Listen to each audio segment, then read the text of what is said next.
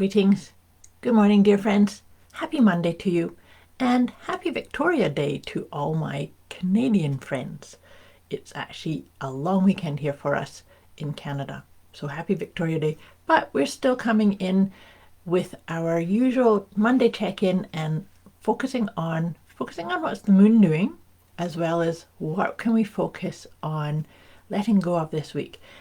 And if you've watched these before, I really love to see how the sequence of the cards that we're working through on my letting go system. This is a deck of 44 cards of different aspects that we can let go of in order to be more authentically who we are at the core.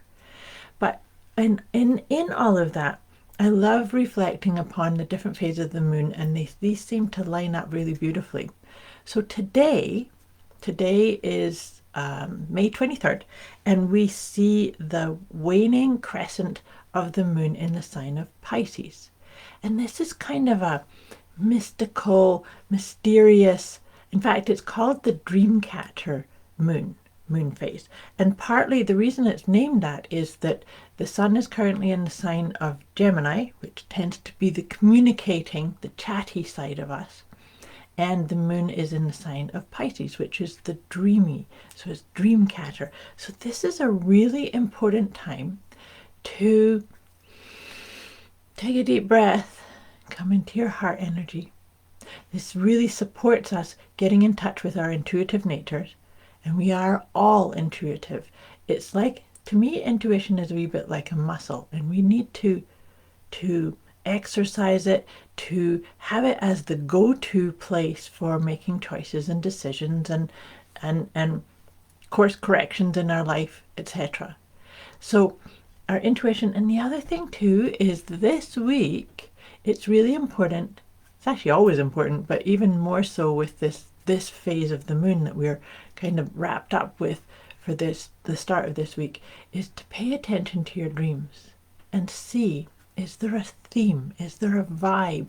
Is there pieces of your guidance that's coming through that is kind of nudging you to your own truth, nudging you to say, hey, slow down a moment, come into the truth of who you are. So that's kind of the moon guidance of this week, the Dreamcatcher Moon. I just love that idea. Catching your dreams. And sometimes it's said, actually, Carl Jung used to say this about our dreams are the depths of who we are. And sometimes if we're not aligning with our own essence, that our dreams can actually point the way. So see, is there a recurring theme in your dreams that maybe you can actually start to be a wee bit of a detective? Are you making the right choices? Are you telling the truth to yourself and about yourself? This is a really big piece around the whole letting go process anyway. So all that to say, here's the card for this week. It's stubbornness. I think that's really fun. So sometimes stubbornness blocks us from getting into that sort of right-brained aspect of us, that intuitive nature, that creative flow. And so is stubbornness, maybe saying, oh, I have to do it this way because I've always done it this way because fill in the blank. And I'll read it. So I'm going to read this out of the guidebook to help you with this. But just check in to see, is there an area around your intuition, around your inner wisdom, around your dreamscape where you are saying, oh, I never remember my dreams. Or, oh, it's a waste of time to look into my dreams because they're all made up anyway. And it's about you. And this is about your tapping into your guidance, your soul's communication or whisper in your ear, which can be about your dreams. So let me read this out to you about stubbornness. Sometimes it's hard to admit, but at times you're just wrong. Other people have just as much capacity as you do in providing the correct answer. So stop being stubborn and just embrace it. The less stubborn you act, the more open you are to learning new things. And now you see what I mean about the less stubborn, you can learn new things from yourself, from your intuitive nature, from your higher self, from your heart energy. It's about flowing, being more creative, right? We all have some degree of stubbornness within us, but more people have stubbornness as their main personality trait than any other. As with every main feature, the key is becoming conscious of how stubbornness operates in oneself. So, I have a few tips on what to do if you have stubbornness. You can begin by observing your outer persona in action, and then check in with these. There's 3 points for you to check in. You can ask yourself, do I have a tendency to justify the status quo? It's not being right or wrong. This is about being a detective of you, right? The next one is, do I generally argue against change or newness on seemingly logical grounds? And the last one here is, do I often deride new ideas or suggestions? Just checking in. You can use these as prompts for your journal or just self-awareness. But then once you've gone through there, there's another layer. So dig deeper. You can ask yourself, how come I resist change or newness? What am I afraid of? And you can ask, what do I fear will happen to me if I allowed uncontrollable changes to happen? Just check in. Just shaking up some of this sticky, stubborn energy, right? Then the third level of this is approaching the deepest level. You may need some external support. So you might need a counselor, a coach, a therapist, a card reader. Reach out. And if you have questions or comments about any of this, or you need some more help, please put it in the comments below or reach out to me directly. This is the level that you don't want to necessarily go through on your own. You could even just call a friend that you trust that can hold space for you. But here's the 3 points on this deepest level. Where does this fear of new situations come from? I'm just checking in. And how was I hurt in the past? And the last one is, can I let go of it now? And take a deep breath. You know, I've said this to you before about the propensity, or the ability, I should say, of letting go. Sometimes it can be really quick and easy. You just become aware of, oh, look, there's stubbornness. I just choose something different. Or I can just let that go, or stop telling that story about myself. But other times it can be more in depth, where you need to go through affirmations, or say mantras, or forgive yourself, or do breathing techniques and journaling.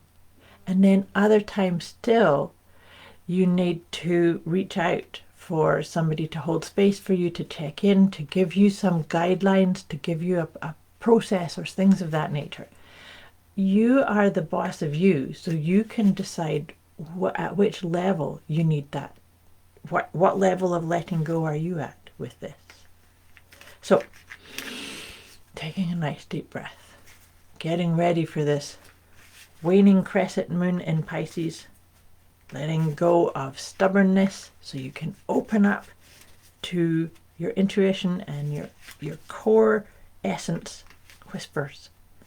And I'm just shuffling the tarot cards. I like to pull one tarot card, and then I'm going to pull 3 of the Healing with the Angels cards.